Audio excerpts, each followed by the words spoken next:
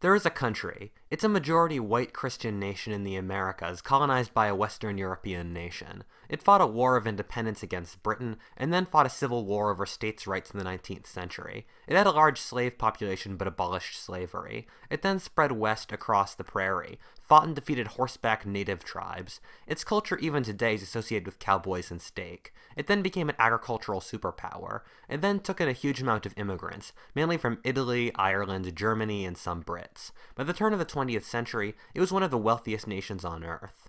Its culture is world famous, especially for its music, dance, and food. Here's a hint, I'm not talking about the United States of America. In fact, I'm describing Argentina, even though everything I decided to talk about also applies to America. Americans think they're one of a kind in the world, but as I just showed, Argentina is eerily similar. At the turn of the 20th century, people actually placed Argentina and America in the same category. They were both nations that were growing, rich, and promising. Argentina actually had a standard of living equal to that of France's, and Argentina was expected to become a dominant power, or at least a very wealthy nation. Flash forward 100 years, America is the dominant world power, with military bases on every continent and an economy that is a quarter of the entire world's. Meanwhile, Argentina is a third world nation that is considered a death trap for investors and native savers as well, a nation known for its horrifying dictatorships in the same way America is for spreading democracy. This brings up a point a lot of Americans ignore. They think America's wealth and world dominance were predestined. Well, in reality, it didn't have to happen at all. If things had gone differently, Argentina could have been in America's shoes and vice versa. If things had been different, America could have been a third world nation, a poor country run by an unstable regime. A brief side note, I know that third world is a term that offends some people because they consider it derogatory to the people that live in those countries, but it's honestly the best term we have. People like to say developing nations, but are we really calling Somalia, the real-life Mad Max and home of pirates, and the Congo, which has been in a bloody civil war since the 90s, developing? First, second, and third pretty well describe the divisions that actually exist in the world between rich American allied nations, median income ex-communist ones, and the poor and mainly ex-colonial rest.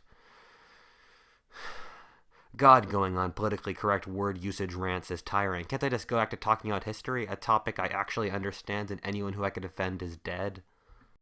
To find how America could have been a third world country, we should see why America succeeded and Argentina failed. In the year 1900, America and Argentina on the exterior may have looked very similar, but in reality, this was just a facade hiding the real weaknesses of Argentina, weaknesses America was able to avoid earlier on. As this video continues, I'm going to try to lead America along a path similar to Argentina, comparing both histories as I go along. The big difference between America and Argentina are that one was colonized by Britain and the other by Spain, very different empires that created very different nations. In parenting styles, Spain was an abusive parent.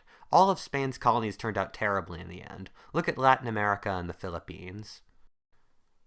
This is because the Spanish did the worst possible job as colonizers. The Inquisition destroyed freedom of thought and brutally suppressed anyone who erred against the Catholic order. They divided the land between massive, nearly medieval estates called encomiendas, forcing the native population to work as serfs. These were as large as whole counties, dozens or hundreds of miles sometimes. They divided the population into a racial caste system, with European-born Spaniards on top, and depending on how you count, either full-blood or mixed-race natives on the bottom. They destroyed economic initiative by giving European Spanish companies monopolies over local industries and discouraging local economic growth. They took the mineral wealth from Latin America and just exported it back to Europe without letting it flow into the local economy. They gave the native population, even the white colonists, no say in their government, ruling everything from Madrid directly. The economy stagnated because the only people with money were a puny aristocratic class. No wonder the Spanish colonies were so screwed up when they became independent countries.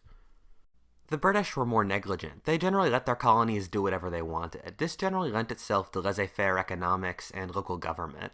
This turned out well sometimes. Just look at how well off America and Australia are, and in others like the starvation of millions of Indians and the oppression of South African blacks, not so much. However, British colonies had a much better track record than the Spanish. So how can we make America more like it was part of the Spanish Empire?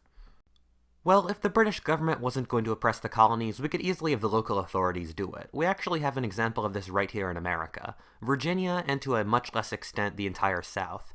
As I offend a good 15% of my fan base, let me explain. Virginia was founded for English aristocrats to gain land. The legislature was dominated by the aristocrats, who in turn gave land for other English aristocrats to perpetuate the system.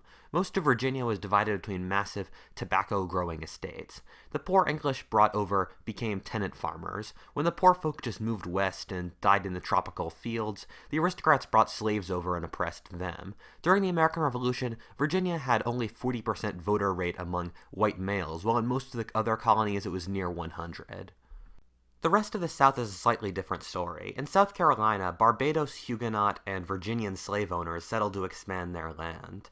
In the Deep South, the economy was dominated by slaves, cotton, and rice. Unlike Virginia, the aristocrats were fairly new themselves to wealth, meaning they were fairly nice to the poor whites, and they teamed up against the large black population. However, the economy never developed in this region, never industrializing. It had the same economic base as Argentina, purely agricultural. How could we make more of America like this, and make the South even more worse off? Firstly, get rid of the North, or at least the cultural factors that let the North exist. The North was the industrial superpower of America, and so to make America a third world country, we have to do this. The North was mainly settled by Puritans in New England and the Quakers of Pennsylvania, both of which later became famous for their industrial prowess. Both of these are religious dissidents who left England to get religious freedom. In this timeline, that never happens. England, like France and Spain, ban the settlement of religious dissidents in the colonies, and continue the oppression of those that do go. The Anglicans would completely control the dialogue in the colonies. Instead of religious dissidents settling, the King of England takes the more direct look. He divides up the lands of the colonies between his favorite nobles, instead of letting the natives figure it out themselves fairly. Huge manors are divided in America. The nobles bring settlers in from England to tenant their land and become serfs. The African slave trade still happens, with blacks still needed to work the cash crop plantations of the South, with their disease tolerance of the tropical diseases still making them better workers than the whites, who died of tropical diseases quickly. Also, the Spanish colonies did have the African slave trade as well. The economy in cities never developed in the way it did, with it merely being one of serfs and nobles. In our timeline, Philadelphia was a very productive city, known for its ironworks, and the docks of the East Coast produced a third of the ships in the British Empire. New England never becomes a shipping center. We could make this even more pronounced by having the English do what the Spanish did, and have monopolies run by Englishmen running the colony's economy. The English appoint governors to the colonies, Englishmen with no investments in them. The governors strangle growth and keep the colonies under their thumb. This is what King James II actually tried to do in our timeline. He tried to put the colonies under the central governmental authority of governors. However, he lost power to the Dutch, and so his experiment failed. In our timeline, the colonial legislatures basically ran the colonies before the Revolution, thus meaning that America was able to figure out self-governance pretty well in our timeline. This gave Americans lots of experience running themselves, which Latin America never had. The revolution in this timeline would still happen, with the American landowners still issuing the British overtax. The American nobility would have already been in America for 150 years, meaning that they would think of themselves as Americans instead of Brits. The revolution proceeds as it did in our timeline, with the Americans gaining independence in the same way. Virginia, the analog to our timeline's America, supported the revolution in our timeline, allowing it to still happen in this timeline. Democracy would develop very differently in this timeline's America. In our timeline, people, especially on the left, like talking about how the early American Republic wasn't democratic and was only a democracy for rich white men. This is actually incredibly overstated in almost all states. The vast majority, and in many cases the entire or almost the entire white male population could vote. This would be very different in this timeline. With such great inequality, the upper classes would think of themselves as a group apart, and thus not worthy of giving the lower classes the vote. When we look at this timeline's analog, Virginia, we find this rule. Virginia was by far the least democratic of all the states, with only around 41% of the white male population being able to vote. This would be the norm in this timeline, even worse. America was in fact the great exception of the era. The second most democratic nation on earth, England, had 3% of the population being able to vote, and after that, Scotland was 2%. In this timeline, America would be far less democratic than ours.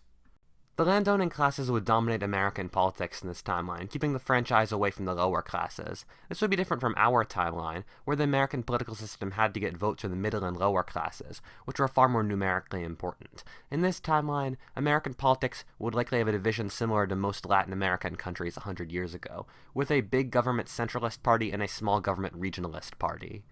I was torn out whether the US military would be better or worse in this timeline. On one hand, third world nations have terrible militaries as a rule. On the other, the militarily best part of America is the most rural, and the best leaders come from Virginia, the most aristocratic part of America. I mean, do I have to mention Washington, Robert E. Lee, Stonewall Jackson, and the list goes on? Think of how the South is able to fight so well with no industry against a North with 3 times the manpower. So I made a compromise. The things that needed industry, like the Navy, supply train, and artillery would get worse, while the basic things like cavalry, infantry, and tactics would be just as good. This would mean that the US would half-heartedly win the Mexican War, with ceding the territories that are currently part of the US from Mexico, but not having the logistical ability to invade Mexico from the sea and seize Mexico City, until the war would drag on for another 5 years, until the Mexicans inevitably give up and realize they can't win. Another interesting factor is that a lot of the men that built the railroads came out of the military as engineering programs, since West Point was the best science school in America. Without this, and combined with America's lack of industrialization, which I'll talk about next video, America would never have the railroad network it did in our timeline. Latin America is known for its division and its divisive geography. The Amazon, Andes, Pampas, etc. divide Latin America into many mini-continents that can only be connected by sea. This honestly could be America. The Rockies, deserts, and Great Plains are all rugged and vast lands that are very hard to cover. It continually shocks me that California is part of America, simply because it's so cut off. In this timeline, most of America's population would be east of the Rockies. With the rail system not being good enough to really unite America, the West Coast would be practically independent, and let's not even joke about the Americans buying Alaska. This timeline is so epic and large that I can't contain it in a single video, and so see the sequel, What If America Was a Third World Country, Part 2, coming out soon. Whatifalthist, as always, thank you for watching. If you enjoyed this video, comment or subscribe, and please stay tuned for future videos. Thank you.